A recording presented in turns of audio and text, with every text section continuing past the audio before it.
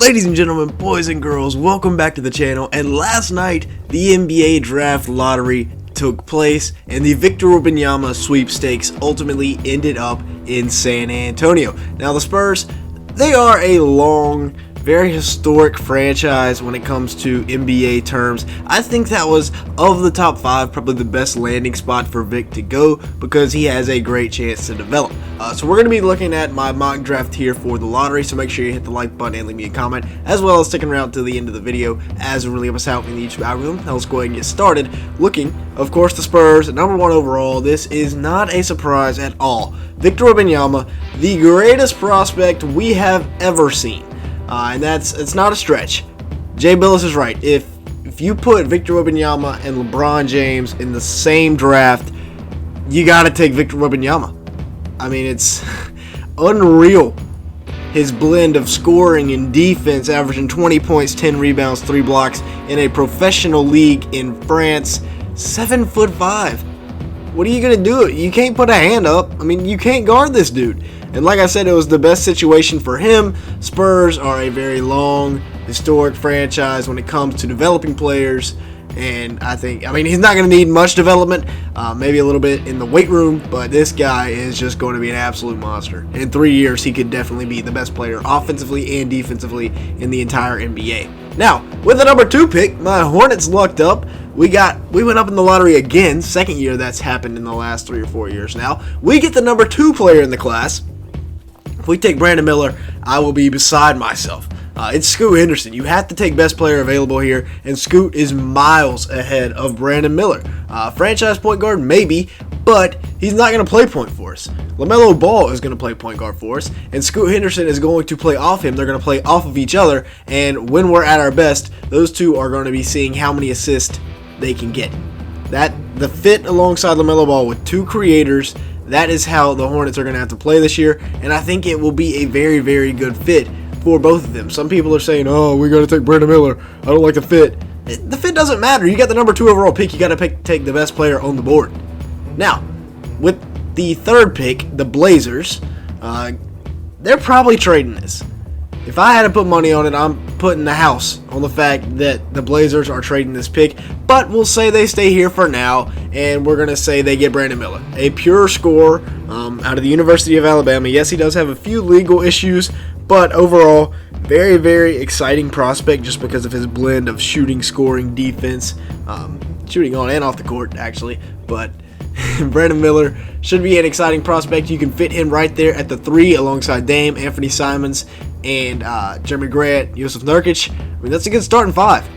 You know, maybe you can make the playoffs. I don't know. The small forward spot was kind of their weakness this year. Now, at the 4th overall pick, we have the Houston Rockets, who reportedly had Amen Thompson over Scoot Henderson. So that would have been interesting what would have happened if they got the number 2 pick. But luckily for them, or not luckily for them, luckily for Hornets fans and everybody else, they have the 4th pick. Amen, just insane athleticism, 6'7", perfect franchise point guard, great passer. Now, I have been kind of falling a little bit in terms of, you know, my stance on the Thompson twins. I'm not too sure how valid of a league the OTE is. I mean, they just dominate it physically. There's nobody really that can even match up with them. But still, Amen Thompson is just a freak athlete, and he's still going to be a freak athlete in NBA terms, which is saying something. Now, at number 5, you have the Detroit Pistons, who are going to go out and get Jarace Walker out of the University of Houston. You're going to have to move him to the 4, but he will be an elite defender at the 4, and he's going to be bigger, or excuse me, you're going to have to move him to the 3. He's going to be a good defender at the 3, and you're going to have to develop him offensively. He's still a bit raw, but at about 6'8", he's got the ideal height, weight, everything you need. He's a physical monster, and you see some of the flashes here. Step back over 2 people. I mean, come on. I think Jarace, you know, given a couple years of development, will be good for the Pistons. Now, with the number 6 overall pick, we have the Orlando Magic back on the clock, and this is where it kind of gets stale because it's basically the exact same order. Really, the only change was in the top 5, but hey, we'll keep doing this. And so at number 6, we have the Orlando Magic going out and getting Grady Dick out of Kansas. This has been a pick that I've mocked to them for a while now at about 6'8". not only is he the best shooter in this class, but he can also finish at the rim with his length and somewhat sneaky athleticism, and then good length on the defensive end of the court as well. So the Magic take him there at 6. They need a shooter and a 2 guard.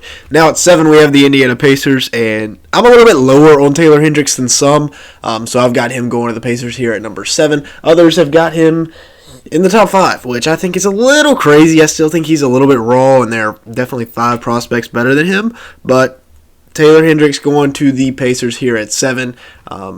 They just don't have that much front court depth. Miles Turner, Isaiah Jackson, Jalen Smith, that's your front court players right now. Yeah, we got to go get Taylor Hendricks. Now at 8, we have the Washington Wizards, and this is a team that I think they got to commit to getting a franchise point guard. They got Bradley Beal, they got Kristaps, and then everything else is question marks. But I think they got to go get their franchise point guard now. Monte Morris, could be a great backup point guard. So then you got 4 good rotation players, 5 if you bring back Kuz. We'll see. Gafford, Avdija, Corey Kispert have kind of flamed out a little bit. Johnny Davis is looking like a bust.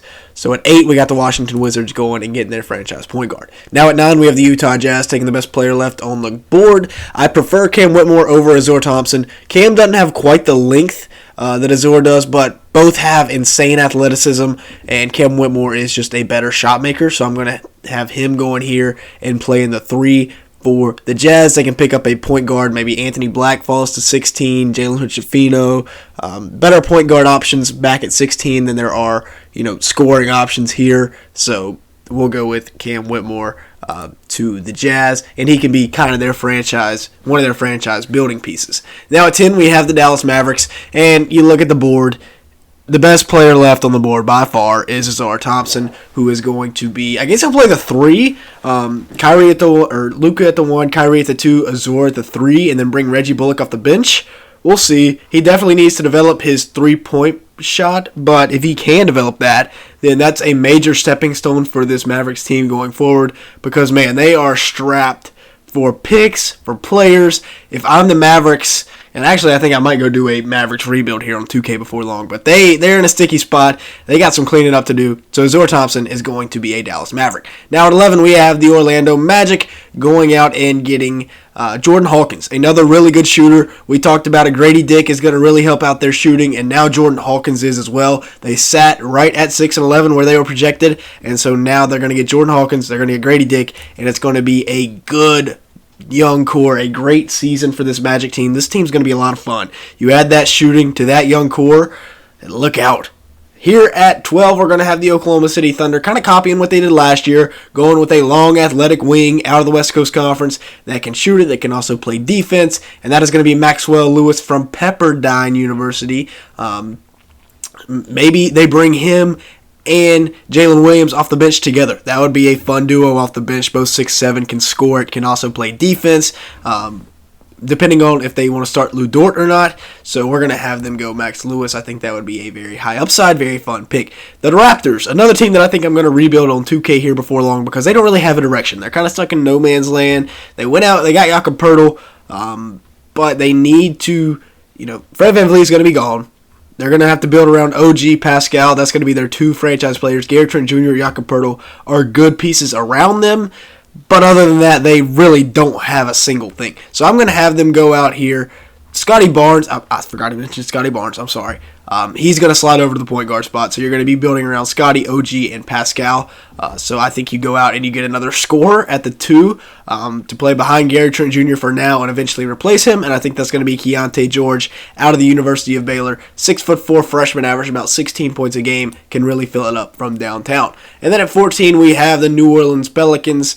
And I'm going to have them go out and get, potentially the most high upside player left in this draft class, and that's going to be Nick Smith. Anthony Black, you can make an argument for him as well, but they have Jose, they got Keir Lewis Jr., and they got Dyson Daniels. 3 point guards that they're trying to develop, so in that case, we're going to have them go out and get Nick Smith Jr., a guy that can, he was a top 3 pick projected before the injuries at Arkansas. So that's going to be it for today's first round lottery mock draft. This is how it's looking. I actually like this a lot. Victor Webenyama, Scoot Henderson, Scoot to my Hornets. That's a huge dub for us. Spurs fans rejoiced everywhere yesterday. overall, a pretty fun draft lottery. So if you did enjoy today's video, make sure to like button and leave me a comment down below. Also, hit the subscribe button and turn those post notifications on. If you do want to see more draft content, more off-season content is all coming soon. So make sure to come back later. And with all that being said, thank you so much for watching today's video.